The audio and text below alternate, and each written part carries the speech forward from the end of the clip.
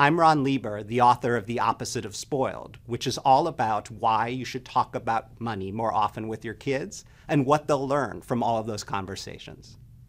So the way I define the opposite of spoiled is as a collection of values and virtues and character traits, things like patience and generosity and perspective. And it turns out that money is a really great teaching tool to imprint all of those values on our kids. With patience, we can use allowance to teach it, and we can ask them to save money for longer-term goals.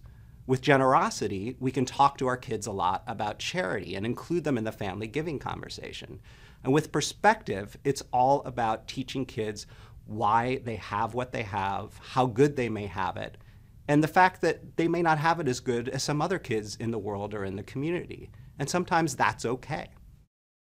The best time to start talking to kids about money is whenever they start asking questions about it. This can happen as early as 3 or 4, and you'd be surprised at how ready kids are to engage at a relatively early age with basic concepts like wants and needs. So you should take your cues from them, but also narrate your own spending or saving decisions and actions as they happen in the moment.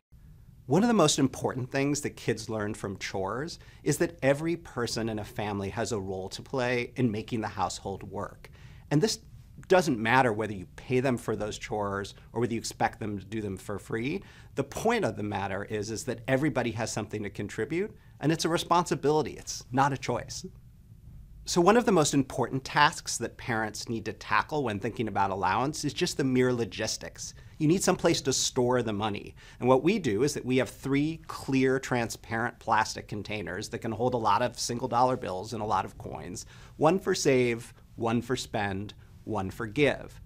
Something else that we're careful about is that you've got to be ready each week to hand the money over, otherwise it's not going to happen. So we always make sure to have a stack of single-dollar bills around. These little things are important because if you don't have the money, you're not going to give out the allowance, you'll get out of the habit, and it'll cease to be the kind of ritual that it needs to be.